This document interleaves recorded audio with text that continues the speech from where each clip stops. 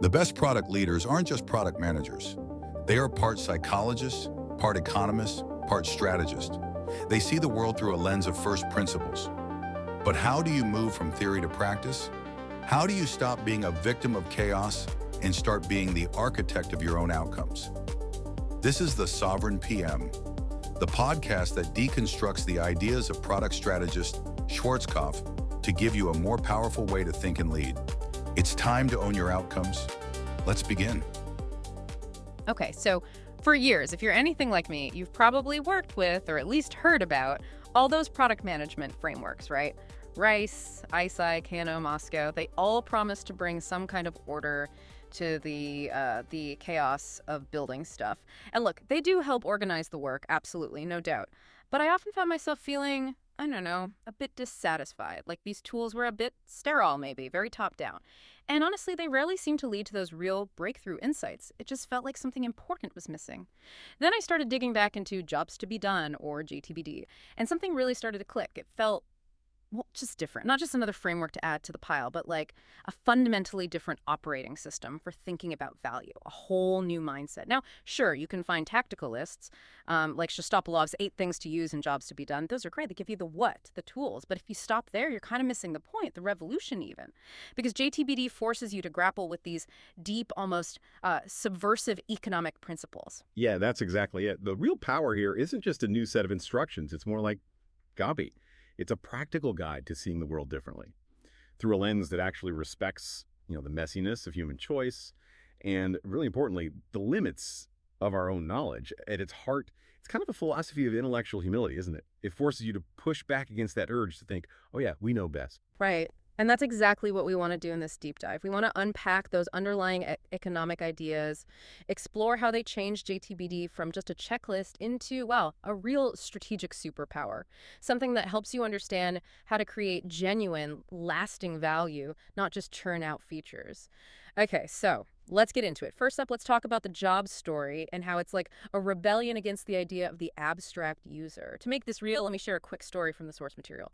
Picture this. A sales leader rushes over to the product team, totally stressed. He says, we just lost a huge deal, 6 figures, all because we don't have a PDF export for our dashboard. Classic urgent feature request. Now, the old way of doing things, the old me maybe, would have been to immediately write a user story, right? As a sales analyst, I want to export my dashboard to PDF so I can share it with my manager. Simple. Estimate it, put it on the roadmap, build it. Check. But this time, the team used the JTBD approach, specifically that job story format.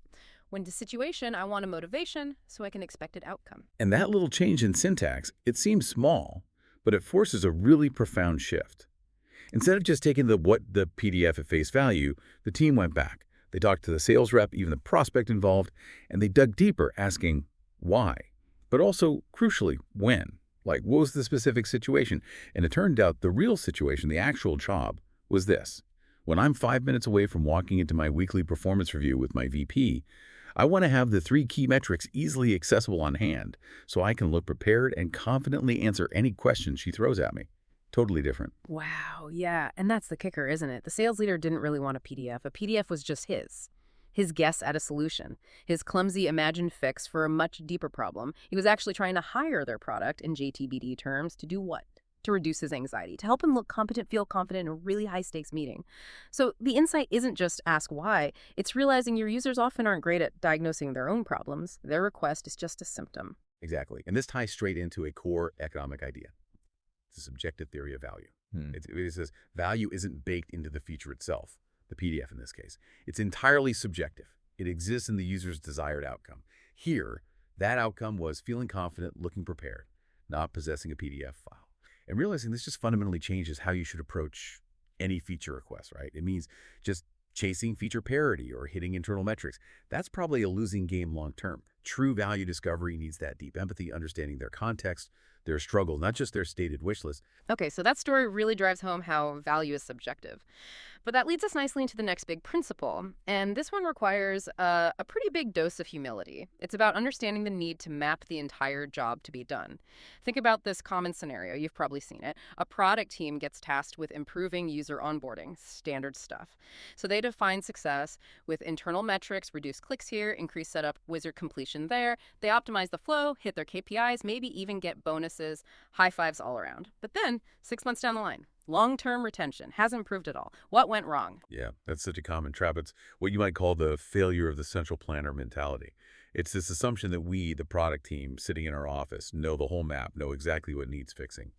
It really highlights something called Hayek's knowledge problem from economics, which basically says the most critical information, the stuff that really matters, is usually decentralized.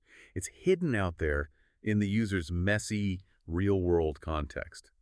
It's not sitting neatly in our analytics dashboard waiting for us. And tackling this isn't just about, doing more user research. It's a deeper philosophical shift away from thinking the product team knows best. You have to actively seek out that messy ground truth. Yeah, and the source has another great story illustrating this. There was this team building a project management tool. They were facing that exact problem, good onboarding metrics, poor long-term stickiness.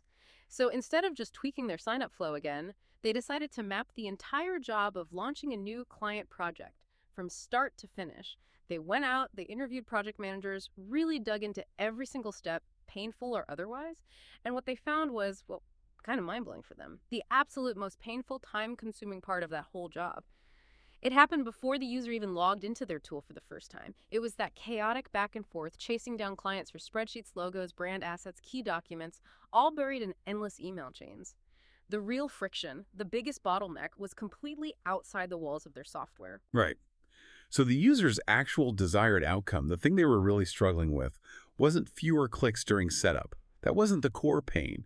It was something more like minimize the time and hassle it takes to get all the necessary client assets gathered in one place. And they can only see that by mapping the whole job, stepping outside their product bubble. The job map, as a tool, basically forced them to admit their ignorance, admit they didn't have the full picture. It pushed them to map the user's messy reality, not just their own clean, orderly software interface. It's a way to systematically uncover those hidden struggles. And so, armed with this insight, what did they build? Not more onboarding wizards. Instead, they built this really simple, kind of elegant file request feature. It wasn't even behind a login wall initially. A project manager could just create a checklist of what they needed, generate a public link, send it to their client, and the client could upload everything right there. No sign-up needed. Dead simple. It was probably less development work than redesigning onboarding, and infinitely more valuable because it solved the real problem. So the big lesson there is sometimes the biggest innovation opportunities are hiding outside your current product's boundaries in the job itself. Okay, now let's switch gears a bit and talk about another classic failure mode. Imagine this, a really smart startup. They spend, say, a year building a new calendar app. It's got AI, it's slick, it's objectively better than Google Calendar, better UI, smarter features, all that. They launch, big splash, maybe some tech press, and then crickets. A few early adopters jump on, but mainstream adoption just flatlines. The company eventually folds. It sounds almost predictable when you lay it out like that, but why does this happen so often? Why do smart teams miss this? What's the real killer here? This is where it gets super interesting. They often fail because they don't properly understand or maybe underestimate the forces of progress. This is a fantastic framework from JTBD thinking. It says there are basically 4 key forces pulling and pushing on someone whenever they consider switching to a new solution. You've got the push of their current situation, how bad is the pain? Then the pull of the new solution, how attractive is it? But then you also have the anxiety about the new solution. What are the fears and uncertainties? And finally, the habit of the present, the inertia of sticking with what they know. Okay, let's break down that failed calendar app using those forces. The pull of their new app, probably pretty high, right? It was shiny, AI-powered, impressive features, but the push away from the old situation, away from Google Calendar, for most people, actually incredibly low. Google Calendar isn't usually a burning problem. It's fine, it's good enough. There's not a strong push. Exactly. And meanwhile, the habit of using Google Calendar, that's immense. It's baked into everything: browsers, phones, meeting invites, and the anxiety of switching, also huge. People worry, will I lose my historical data? Could I miss an important meeting during a switch? Do I have to relearn everything, rebuild muscle memory? Those aren't trivial concerns when it's something as core as your calendar. Absolutely. So that startup, they massively overestimated the power of their pull. the shininess, and they catastrophically underestimated the combined blocking power of habit and anxiety. Hmm. This framework forces a kind of brutal honesty. It makes you realize you're not just competing against other calendar apps. Your real competition is the status quo. It's inertia. It's good enough. Yeah. And just being better isn't enough. Your solution probably needs to overcome that habit and anxiety barrier significantly. It needs to be maybe not 10x better in features, but maybe 10x easier or less risky to switch to. That's a massive economic hurdle most people ignore. Which brings us to a final, maybe slightly controversial point, especially in product circles. Traditional personas, the ones based on demographics. For a lot of teams, these are like foundational tools. But JTBD really pushes back on them. Why argue they might be counterproductive? Well, key argument from the source material is that they're counterproductive because they often create an illusion of knowledge. They make us feel like we understand the user. They lead us down this path of thinking people buy or use products based on who they are, their age, their job title, their income bracket. But that's often misleading. It doesn't actually reveal the causal driver for why someone chooses one solution over another in a specific situation. It can point our efforts at superficial stuff, not the real need. Yeah, you had that great example earlier, right? Like a 65-year-old retired engineer and a 22-year-old design student. Completely different demographics. But they might both hire the exact same high-quality notebook. Why? Because they're both trying to get the same job done. Maybe capture fleeting ideas before they disappear. The job's the same, the demographics are irrelevant for that choice. But hang on, are personas completely useless then? Don't they still have some value? Maybe for, I don't know, marketing segmentation or setting a broad tone? Are we really saying throw them out entirely? That's a fair challenge. And no, not entirely useless across the board. For really broad marketing communication, maybe defining brand voice, sure, demographic understanding could play a role. But specifically for product development, for figuring out what to build and why it will be valuable, they can seriously mislead. Because as the notebook example shows, the job is the unit of analysis, the causal driver, not the demographic profile. JTBD forces us, maybe uncomfortable at first, to kind of kill these statistical ghosts, these abstract personas, and focus relentlessly on the situation and the struggle, not the type of person. And actually, it's incredibly liberating for product teams once you embrace it. You stop making assumptions based on demographics and start digging into the actual struggle people face in a given moment. So yeah, if we kind of zoom out and connect all these dots, JTBD really is more than just another framework you pull out sometimes. It's closer to a philosophy. It's fundamentally about adopting this stance of intellectual humility, recognizing the complexity out there, the unpredictability of people. Yeah, absolutely. And just to quickly recap those core economic ideas we unpacked. First, value is subjective. It's created in the user's mind, tied to their outcome, not inherent in your feature. Second, critical knowledge is decentralized. It's hidden in the user's messy reality, not just in your data. You have to go find it. And third, your real competition often isn't another company, but that powerful invisible force of inertia, habit, and anxiety, the status quo. And putting those together, like you said, it encourages this big shift in perspective. It pushes us away from acting like we're these all-knowing central planners who can just design the perfect solution from our desks, and towards acting more like, I don't know, humble, observant economists constantly trying to understand the real-world forces driving demand, choice, and behavior. So wrapping up, what does all this mean for you listening right now?